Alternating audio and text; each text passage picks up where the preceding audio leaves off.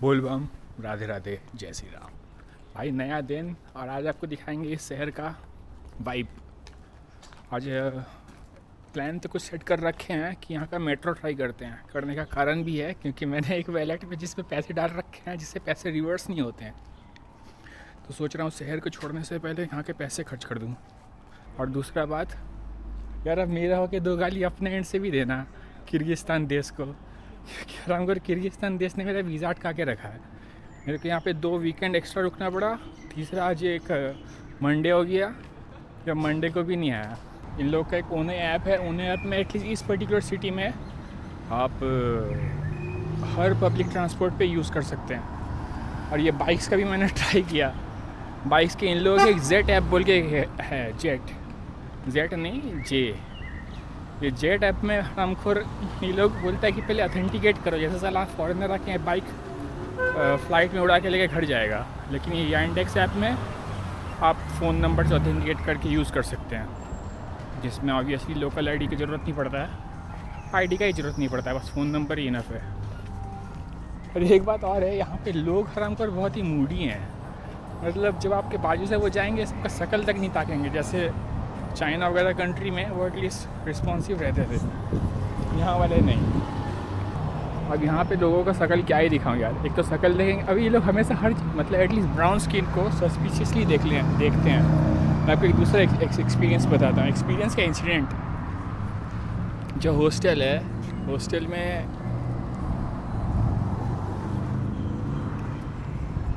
बंदी हर एक सवाल के बाद मेरा सस्पिशियसली मेरे को स्कैन मारती है कि उसका जवाब क्या देगा और करेगा क्या। और 3-4 जन को बता रखी है कि मैं यहाँ पे रह रहा हूँ ऑनलाइन पे करके। 3-4 जन ने उससे पहले कंफर्म किया कि हाँ मैं ऑनलाइन पे किया हूँ कि नहीं। मैंने बोला हाँ, फिर बोलता है पासपोर्ट दिया, मतलब तीनों ने। तो हम कर बिना पासपोर्ट की तेरी बंदी घुसने देगी जब तेरे को ढोल ढिंडोरा पीट रही है कि एक इंडियन रह रहा है, तो मेरे को कहीं तो अंदर एंट्री नहीं लेने देती बिना पासपोर्ट के। तो वो गया। और हॉस्टल ठीक ठाक ही है। तो एक काम करते हैं, अब से मैं ज़्यादा नैरेटिव वीडियो नहीं बनाऊंगा, आपको सिर्फ शहर का वाइब दिखाऊंगा। उसके लिए सीधा मैं भाग के निकलता हूँ मेट्रो।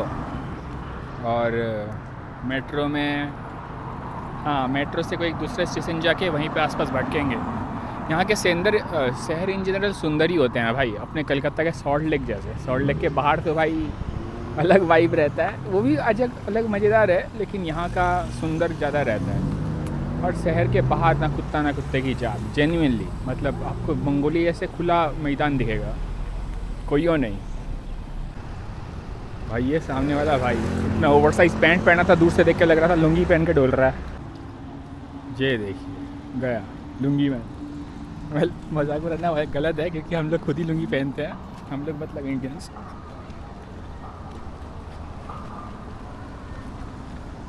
चलो कोई नहीं, अब ज़्यादा फुटेज ना खा के और ना ही नैरेटिव वीडियो डाल के डायरेक्टली आपको कंटेंट दिखाएंगे। यहाँ के मेट्रो के आसपास शहर के वाइब, और कुछ मॉन्यूमेंट दिख गया तो यहाँ पे हर 2 कदम के बाद मॉन्यूमेंट रहते ही हैं, दिखाते हैं उसको। बोल बम। हाँ भाई, अब आपको बताता हूँ इस शहर में आके आप क्या एक्सपेक्ट कर रहे हैं। देखिए, पहली बात, ये तो ऑब्वियसली मुस्लिम मेजॉरिटी कंट्री है, ये है, लेकिन यहाँ पे उतना मतलब मुस्लिमिज़म नहीं है। अभी अपने पर्सनल एक्सपीरियंस से कि यहाँ पे जो मेन हेटर्स हैं हम लोगों के प्रति, वो लोकल्स नहीं हैं, रशियंस। वो इन लोकल्स को भी हेट करते हैं, मतलब हेट बोलना शायद से गलत होगा, लेकिन इन जनरल इन लोगों के कन्वर्सेशन में ये 1-2 सरकास्टिक टोन्स रहते हैं इन लोगों के लोकल्स के प्रति भी और हम लोगों के प्रति भी, कि हम लोग बदबू मारते हैं। अबे हरामखोर साले, तेरी खुद की इकोनॉमी डूबी पड़ी है, तेरा खुद प्रेसिडेंट लूला एक हाथ टेढ़ा करके डोलता है और तू हम लोगों को गाली दे रहा है। जियोपॉलिटिकली तेरी खुद की तो फुद्दी लगी हुई है, तेरे को खुद देश में डर के रहना पड़ता है। रशियंस के बारे में बात बोल रहा हूँ और तू हम लोगों को बोल रहा है। तो रशियंस यही लोग बदमाशी करते हैं।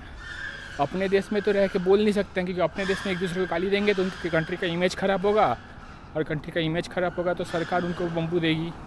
उनके देश की सरकार उनके सिटीजन्स को बहुत दबा के रखती है भाई। सीन देख लो गजब। और शेवरोले का कोई बड़ा बिल्डिंग, लेकिन यहाँ पे कार कल्चर तो है। मैंने आपको बताया था ना, मैंने एक चीज़ ऑर्डर किया था, उसका डिलीवरी चार्ज था सिर्फ 25 रुपये इंडियन करेंसी में, और आया था वो मस्टैंग में। और ये पोलिसिया ये लोग ये फैंसी कार्स में डोलते हैं, लेकिन अभी तक ये लोग उतना इरिटेटिंग नहीं है। यहाँ पे लोग ही बेंच इरिटेटिंग है। अभी ये तो मैट्रिक्स का नियो, मतलब वो किलीस वाला कोट मस्त बोलबम। हाँ, और भाई ये जो शकल सूरत वाली सीन है ना, देखो मेरी ऐसी हालत पड़ी रहती है। तो ये शकल सूरत वाला सीन इन सब देशों में है। ये थाईलैंड वगैरह में कोई आपको ऐसे जज नहीं करता था, सब कुछ नॉर्मली ट्रीट करते थे। एटलीस्ट पता चलता था ना कि उन लोगों का रिएक्शन देख के। लेकिन यहाँ पे अगर आप थोड़े बदसूरत कपड़े पहन के डोलेंगे तो आपको कोई लोग पूछेगा तक नहीं। ये लोग हो सकता है खुद की इनकम आपसे कम हो, लेकिन डोलते एकदम फैंसी हैं। ये दूसरा। और तीसरा वाइब जो है हॉस्टल्स। तो जैसे कि मैंने बताया, हेटर्स आपको मिलेंगे, लोकल्स नहीं, दूसरे रशियंस वाले।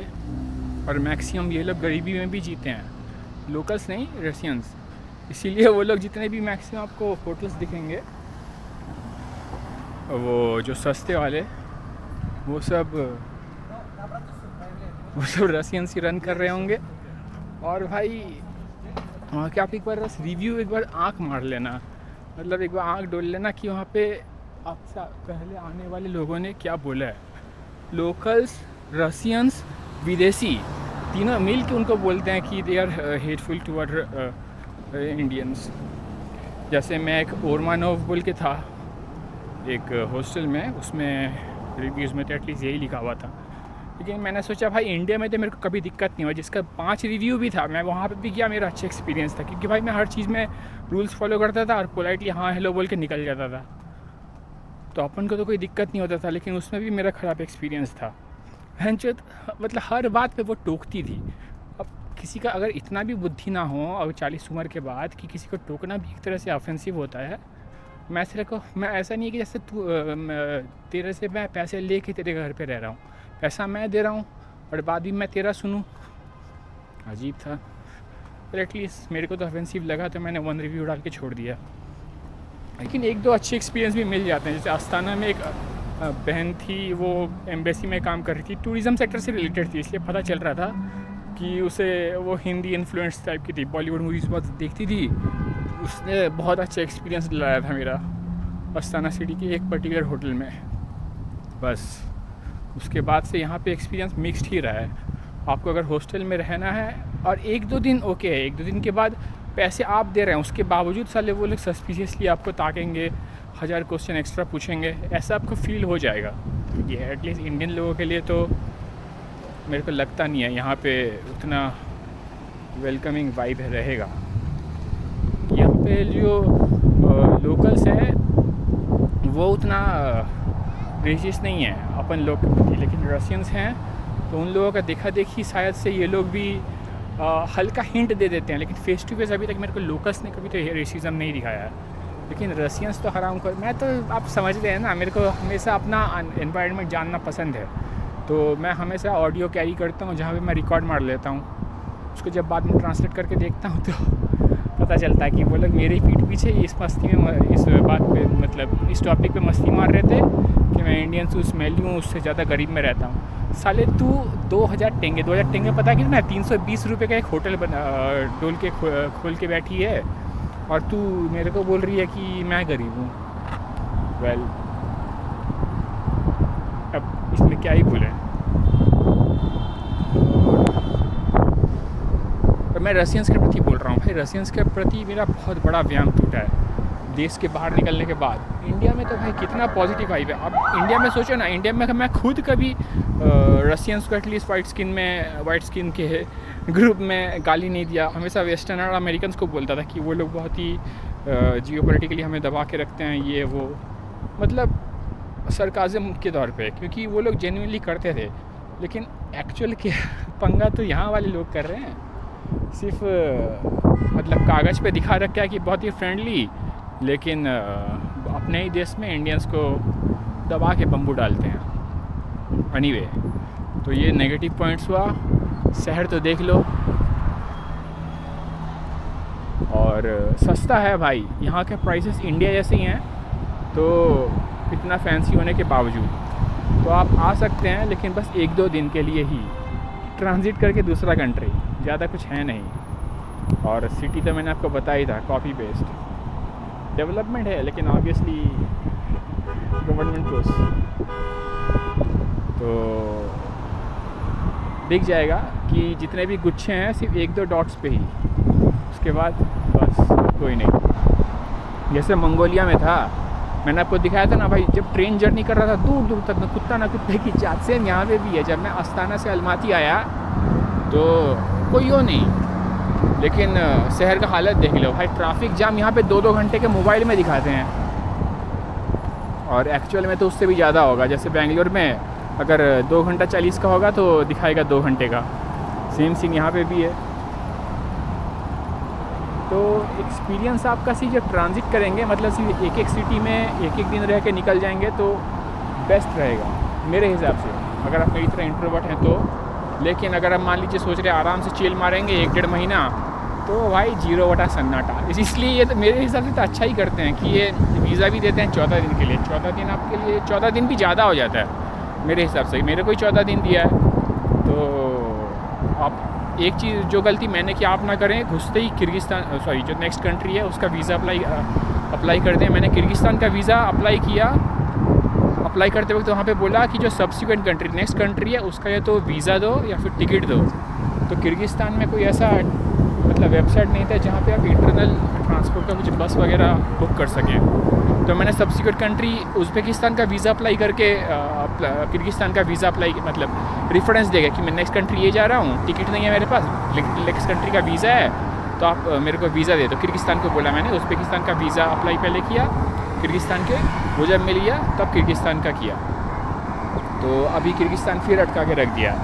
मेरे को फिर व्हाट्सएप में पिंग कर रहा है कि कौन सा डॉक्यूमेंट मांगा है। मैंने बताया कि ये आपके वेबसाइट में खुद लिखा हुआ है ये, या फिर और एंड लिखा होता था मैं समझ जाता कि भाई ऑफिशियली लिखा हुआ है। मैं वहाँ पे कुछ मतलब आर्गुमेंट करके नहीं निकल सकता कि आपने लिखा हुआ है तब भी नहीं दे रहे हैं। तो बस फिर यही सीन बैठा, तो अटका के रख दिया। तो फिर मैंने अपना प्लान चेंज कर दिया।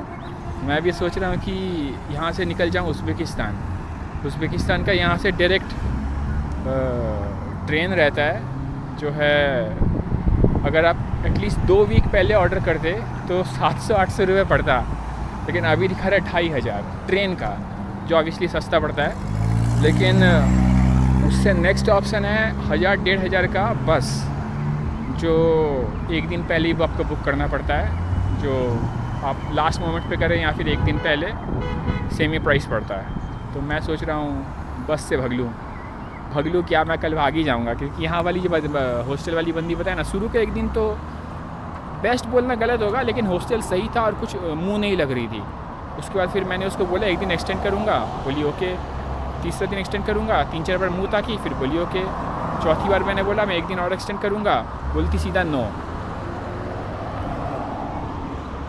एक्सटेंड करने से पैसे तो उसको मिल रहे हैं, तब भी उसने मना कर दिया। तब मैं क्या ही बोलूँ, हॉस्टल उसका है, अब भाग ले रहा हूँ। और कल यहाँ से निकलेंगे डेफिनेटली उज़्बेकिस्तान।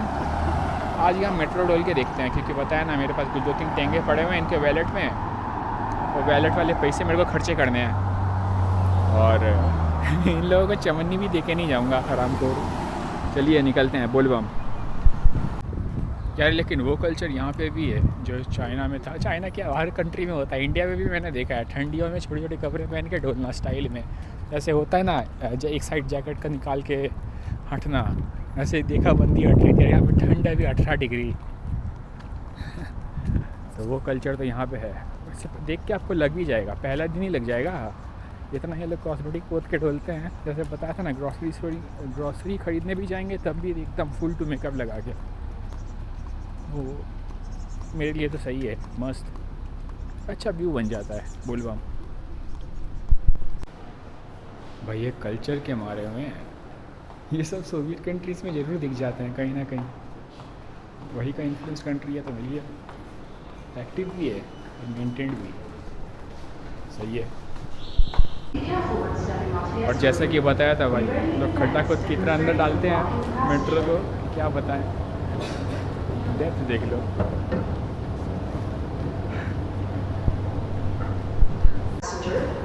लो भाई पहुंच गए साइरान। यहाँ आने का एक ही कारण है, बस स्टैंड है यहाँ पे। एटलीस्ट यहाँ पे बस स्टैंड पे तो साइरान ही कहते होंगे। देखते हैं वहाँ क्या सीन बनता है। बोलबम खड्डा बहुत खोदते हैं मेट्रो बनाने के लिए।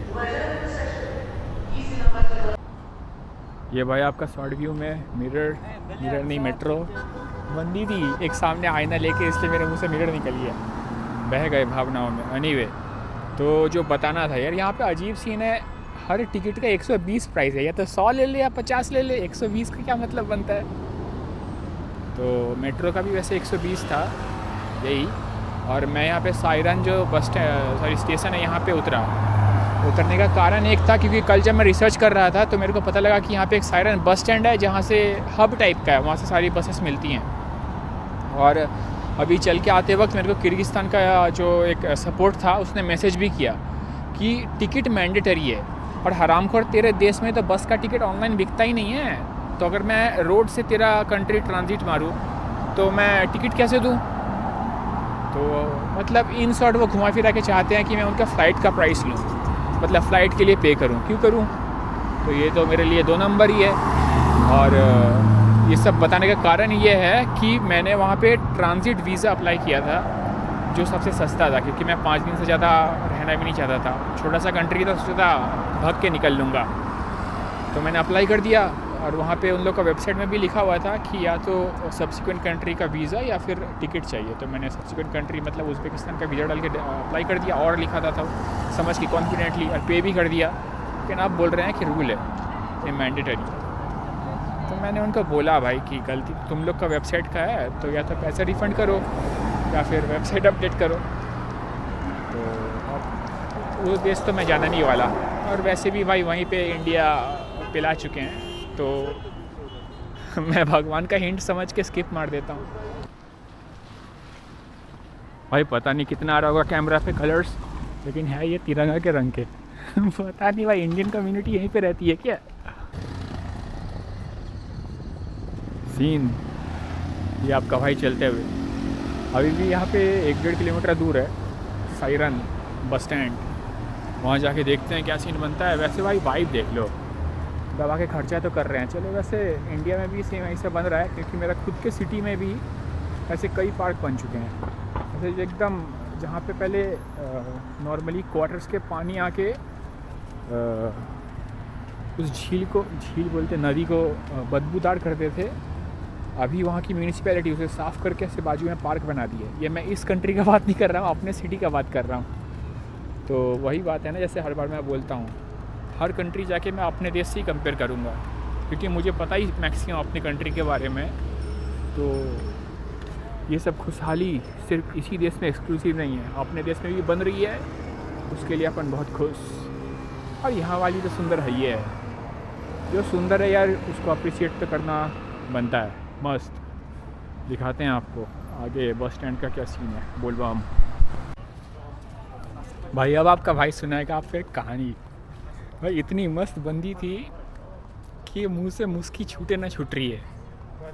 वो अंदर जो बंदी थी उसने मेरा पहले पासपोर्ट देख के 2-3 बार आगे पीछे लपेटा, फिर देखा कहाँ से मैं अप्लाई किया हूँ, देखा कोलकाता। वो देख कर और एक्स्ट्रा खुश हो गई। फिर वो थी वैसे सपोर्ट वाली, तो उसने खुद जाके एक दूसरा काउंटर में जहाँ से एक्चुअली टिकट ख़रीद सकते हैं, वहाँ से उसने टिकट ख़रीद के मुझे दिया। लेकिन हल्का सा चूना टाइप का कड़ी है। मेरे को उसने पहले बोला कि कैश 10,000 है, तो मैं सोचा कि कैश निकाल के उसे दे देता हूँ, ताकि ऑनलाइन दिखा रहा था 10,700, तो मेरे कुछ पैसे बच जाएं। फिर बाद में उसने बोला 10,200 हैं, और उसमें से मतलब समझ रहे हैं ना, ऑनलाइन ही मैं फिर कर लेता कैश निकालने का। मेरे को वहाँ पे तो एक्स्ट्रा पैसे फंस गया ना, क्योंकि मेरा ATM विथड्रॉल फीस भी नियो हराम कर 500 रुपये एक्स्ट्रा मारता है, जो इंडिया का जो यहाँ का हो गया $5, मतलब कितना हो गया। तो हाँ चलो 500-600 रुपये ऐसे, 500-600 टेंगे, उससे ज़्यादा ही होगा, 1000 टेंगे ऐसे टाइप का कुछ। तो और एक बात और मैं आपको बता देता हूँ, मतलब इन जनरल होता क्या है, जब आप ये सब छोटी मोटा कंट्री में घूमते हैं और ज़्यादा दिन नहीं घूमते हैं तो ऑब्वियसली आपके पैसे ज़्यादा खर्चा होंगे नहीं, तो एटीएम विदड्रॉल फ़ीस में बहुत लंबा चौड़ा मार देता है। हर बार अगर आपने एटीएम विदड्रॉल किया तो 500 वहाँ पे डूबे, वो यहाँ पे बहुत बड़ा अमाउंट होता है लेकिन आपके लग जाते हैं एल। तो इन रेंज में ये जो 3-4 कंट्रीज़ हैं, ये घूमने के लिए आप सिर्फ एक ही एटीएम विदड्रॉल कर सकते हैं और यहाँ पे एक्सचेंज करा सकते हैं। जब एक्सचेंज भी कराया तो सबसे ख़राब एक्सचेंज रेट के हिसाब से भी मेरा मैक्सिमम 175 रुपये डूबेगा। लेकिन अगर मैं हर कंट्री में एटीएम विदड्रॉल मार रहा हूँ तो वहाँ पे मेरा 500 रुपये वैसे ही डूब रहा है। समझ रहे हैं ना आप? एक साथ अगर निकाल लें तो उसी को एक्सचेंज करा के आप मतलब थोड़ा पैसे बचा सकते हैं, 100-200 रुपये। जैसे मैंने बताया, अगर मैं एटीएम विदड्रॉल करूँगा तो मेरा नियो में 500 जाएगा, लेकिन अभी मेरे पास जितना करेंसी है अगर मैंने उसको एक्सचेंज कराया तो मेरा मैक्सिमम 175 रुपये डूबेगा। चलो यहाँ पे भी एक छोटा सा नुस्ख आपको मैं बता ही देता हूँ, क्योंकि जो नियो में कॉइन्स हैं उसको मैं रिडीम कर सकता हूँ फ़्लाइट बुक करके, लेकिन नॉर्मली मैं फ़्लाइट लेता नहीं हूँ तो मेरा वहाँ पे फंसने का ही चांस है। लेकिन फिर भी लेकिन अगर मैंने एक्सचेंज करा तो वो 175 डेफिनेटली डूबे। समझ रहे हैं ना दोनों में डिफरेंस? तो ये भी आप अपने दिमाग पर रख सकते हैं। फ़िलहाल तो उस बंदी ने यार दिल जीत लिया, मतलब बहुत अच्छी थी, एटलीस्ट होता है ना कुछ अच्छे एक्सपीरियंस। तो उसने खुद बढ़ के हेल्प किया, वो थी सपोर्ट में, वो उठ के चली गई दूसरे काउंटर में, लेकिन फिर मेरे बाद एक दूसरा जो कजाकिस्तान रहा वो आया तो उसको बोली कि नियत उसको भगा दी। वही यार, अच्छे एक्सपीरियंस याद रहेंगे। और यही सब, और यहाँ तक अच्छे से एक्सप्लेन भी की 7 और 8। और लास्ट में जो 10,200 था, सॉरी मैं उससे पहले जब गया था मेरे को उसने बोला था 10,000, जो जब नेक्स्ट टाइम जो उसने टिकट बुक किया तो 10,200 दिखाया, तो उसने मेरे को टिकट में दोबारा गोला करके दिखाया भी, ये देख टिकट में 10,200 ही लिखा है। वो मतलब अपने जेब में 200 नहीं डाल रही थी, एटलीस्ट ऑनेस्टी दिखा रही थी। मस्त थी, बहुत अच्छा एक्सपीरियंस। बोलबम भाई कितना दिख रहा होगा पता नहीं, लेकिन रास्ता के उस पार क्यों गाड़ी का सीन चालू है।